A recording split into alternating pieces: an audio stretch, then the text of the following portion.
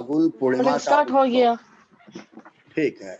ओम विश्वानि देव सवितर दुरितानि परासुव यद भद्रं तन्न आसुव। देखिए, हमारे यहाँ बहुत से पर्व त्योहार हैं। कहिए कि सालों भर कुछ न कुछ है ही, रोज कुछ न कुछ है। लेकिन हमारे यहाँ के मुख्य पर्व त्योहारों में दीपावली, दशहरा और होली, ये तीन सर्वोपरि हैं। होली जो है हमारे नव वर्ष का त्योहार है, नया वर्ष का उत्सव है। और पूर्णिमा जो है, फागुन की पूर्णिमा जो है, वह वर्ष का अंत है, वर्ष की विदाई का उत्सव है। और चूंकि हमारे यहाँ जितने भी पर्व त्योहार हैं उनका उद्देश्य एक ही होता है, देवताओं की आराधना। इसलिए हम चलते हैं आज फागुन की पूर्णिमा का उत्सव क्या है, माने होलिका दहन आदि जो हम करते हैं वह क्या है। तो देखिए, इस पर मैं आज भविष्य पुराण की कथा लेकर बैठा हूं। मैं वही कथा आप लोगों के समक्ष प्रस्तुत कर रहा हूं। देखिए, युधिष्ठिर जी ने श्री कृष्ण से पूछा कि फागुन की पूर्णिमा को ग्राम ग्राम में, नगर नगर में उत्सव क्यों मनाया जाता है। तो और गांवों एवं नगरों में होली क्यों जलाई जाती है। क्या कारण है कि बालक उस दिन घर घर अनाप शनाप शोर मचाते रहते हैं, अडाडा किससे कहते हैं, और उसे शीतोष्ण क्यों कहा जाता है, और किस देवता का पूजन होता है, आप कृपा कर हमें बताएं। तब श्री कृष्ण जी ने कहा कि सतयुग में रघु नाम के एक महाशूरवीर, प्रियवादी और सर्वगुण संपन्न राजा हुए थे, बहुत दानी थे। उन्होंने समस्त पृथ्वी को जीत करके सभी राजाओं को अपने वश में करके पुत्र की तरह अपनी प्रजा का पालन पोषण किया था। उनके राज्य में कभी अकाल नहीं पड़ता था, किसी को की अकाल मृत्यु नहीं होती थी, कोई अधर्म का आचरण नहीं करता था, किसी की रुचि अधर्म में नहीं थी। एक दिन क्या हुआ कि नगर के लोग राजद्वार पर आकर के, राजा के दरवाजे पर आकर के, राजा के मुख्य फाटक के पास आकर के, सिंह द्वार के पास आकर के एकत्रित हो गए और त्राहि त्राहि करने लगे। राजा के पूछने पर उन लोगों ने कहा कि महाराज, ढूंढा नामक एक राक्षसी है, वह प्रतिदिन हमारे बच्चों को कष्ट देती है। उस पर किसी मंत्र तंत्र औषधि आदि का प्रभाव नहीं पड़ता है। मतलब कि हम चाहें कि मंत्र के प्रभाव से उसे स्तंभित कर दें या मारण का प्रयोग करें, ऐसा भी नहीं हो सकता है, किसी तरह का प्रभाव नहीं पड़ता है। नगरवासियों का यह वचन सुनकर के राजा हैरान हुए, चिंतित हुए। आखिर राजा अपने पुत्रों की तरह प्रजा का पालन को कर रहे थे और उनके संतानों को, उनकी प्रजा की स्थिति ऐसी हो, उन्हें कहां चैन। तो उन्होंने अपने पूज्य पुरोहित गुरु वशिष्ठ को बुलाया और उनसे कहा कि क्या कारण है, क्या करना चाहिए। वशिष्ठ जी ने कहा कि राजन, माली नाम का एक दैत्य है, उसी की एक पुत्री है जिसका नाम ढूंढा है। उसने बहुत समय तक उग्र तपस्या करके शिव जी को प्रसन्न किया।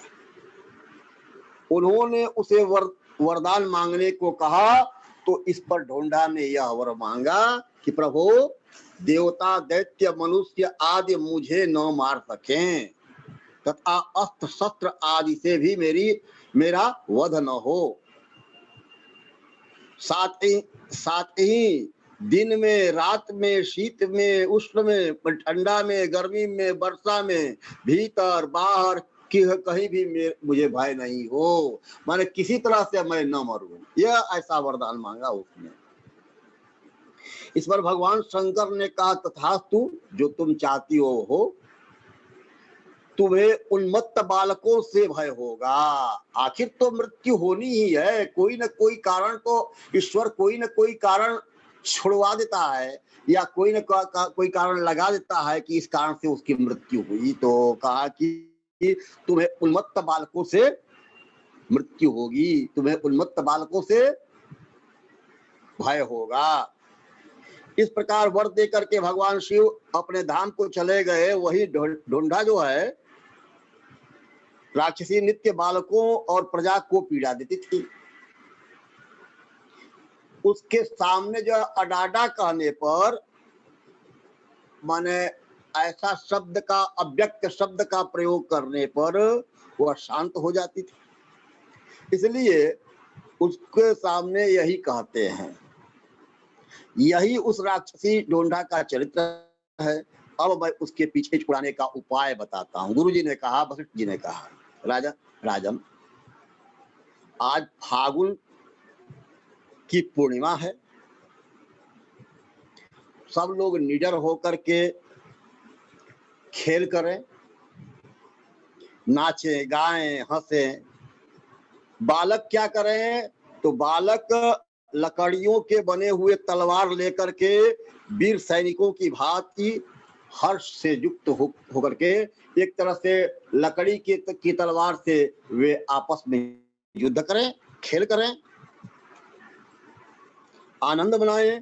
सूखी लकड़ी उपले, सूखी पत्तियां आदि अधिक से अधिक एक स्थान पर करके उसके ढेर में रक्षोघ्न मंत्र से, माने मंत्र से उसमें अग्नि प्रज्वलित करें और हवन करें, ताली बजाएं।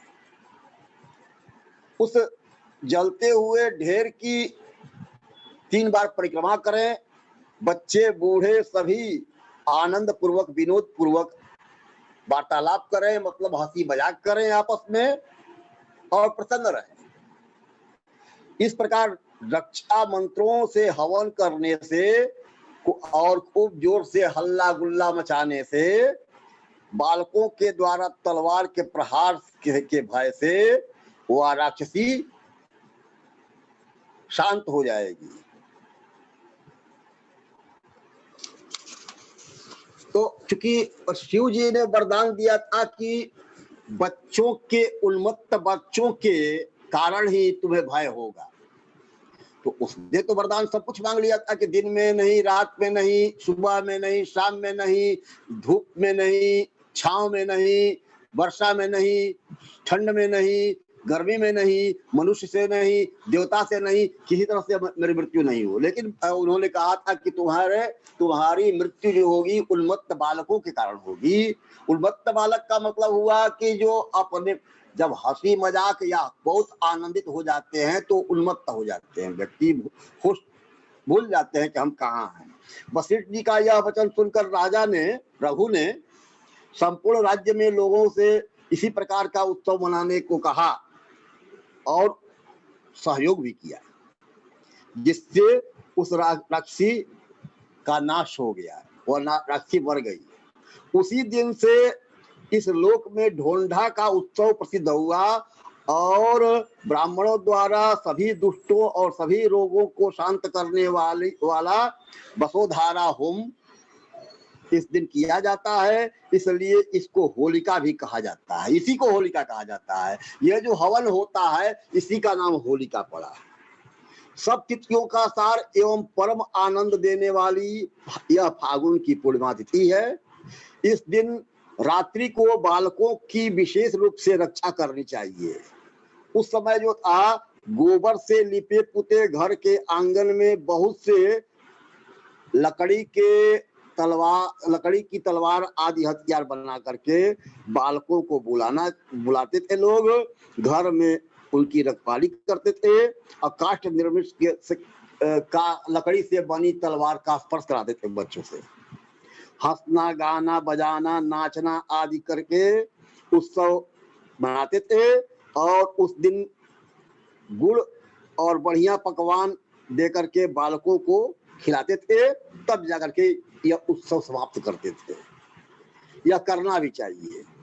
इस विधि से ढूंढा का दोष अवश्य शांत हो जाता है। अगर ऐसा किया जाएगा तो मतलब बच्चों का जो ग्रह है, बच्चों का जो रोग शोक है या बच्चों की बीमारियां जो है वह दूर होती है। इसके लिए बताया गया, यह उपाय बताया गया।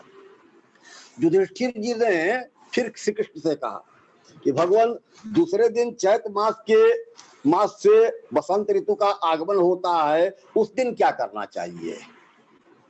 माने पहले दिन जब पूर्णिमा के दिन, जिस दिन हम लोग क्या करते हैं, होलिका दहन करते हैं, लकड़ी गोईठा आदि इकट्ठा करते हैं, उसके बाद से अग्नि का पूजन करते हैं, उसमें घी आदि की आहुति करते हैं और तब जा करके जो है उत्सव मनाते हैं।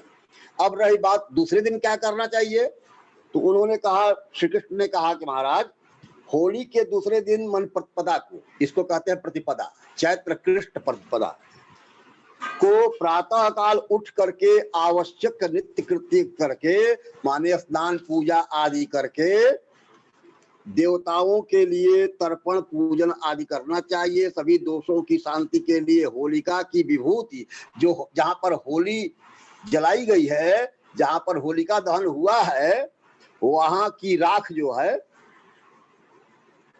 अपने शरीर में लगाना चाहिए। घर के आंगन को गोबर से लिप करके उसमें चौकोर मंडल बनाना चाहिए और उसे रंगीन अक्षरों से अलंकृत करना चाहिए। उस पर एक पीठ बनाए, पीठ पर स्वर्ण सहित पल्लवों से युक्त कलश स्थापित करें। आम का पल्लव कलश में डाल करके रखे। उसी पीठ पर सफेद चंदन से स्थापित करना चाहिए। उसी पीठ पर सफेद चंदन भी स्थापित करना चाहिए, सफेद चंदन रखना चाहिए।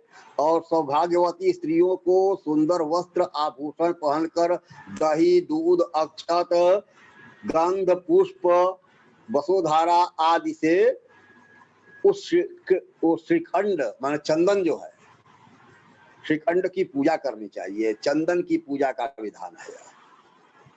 फिर आम की मंजरी के साथ चंदन का प्राशन करना चाहिए। थोड़ा सा चंदन मुख में डालना चाहिए। इससे आयु की वृद्धि होती है, आरोग्य की प्राप्ति होती है, समस्त कामनाएं सिद्ध होती हैं। और इसके बाद जो है भोजन के समय पहले दिन का पकवान थोड़ा सा खाकर इच्छा अनुसार भोजन करना चाहिए। पहले के दिन का जो भोजन है पहले थोड़ा खा लेना चाहिए, उसके बाद अब जितना खाना है खाइए। इस विधि से जो फाल्गुन उत्सव मनाते हैं, भगवान कहते हैं कि इस प्रकार से जो फाल्गुन उत्सव मनाते हैं, फाल्गुन का उत्सव मनाते हैं, उनके सारे मनोरथ सिद्ध होते हैं। आदि व्याधि, शारीरिक मानसिक बीमारियां दूर होती हैं और वह पुत्र पौत्र धन धान्य से पूर्ण होते हैं। यह परम पवित्र विजय देने वाली पूर्णिमा सब प्रकार के विघ्नों को दूर करने वाली है और सभी तिथियों में उत्तम मानी गई है। इसलिए हम पूर्णिमा का उत्सव मनाते हैं, इसलिए हम चैत्र प्रतिपदा का उत्सव मनाते हैं। श्री कृष्ण ने यह विधान बताया है। श्री कृष्ण और युधिष्ठिर संवाद के रूप में भविष्य पुराण में यह कथा आई है। तो प्रायः हम देखेंगे कि हम लोग जो भी करते हैं होलिका दहन के दिन जो कृत्य होते हैं, इसी भविष्य पुराण की कथा के आधार पर ही होता है। तो हम लोग पूर्णिमा को होलिका दहन करें, अगले दिन पकवान बनाएं और खूब आनंदित रहें। सभी लोग, देशवासी, विश्ववासी सुखी हो, संपन्न हो, मुद मंगलमय हो, समाज का कल्याण हो, देश का कल्याण हो, विश्व का कल्याण हो। बस हाँ ठीक है। आज हम वीडियो एंड करना है गुरुजी, ठीक है। हैप्पी होली। आपको भी होली की शुभकामनाएं और आशीर्वाद।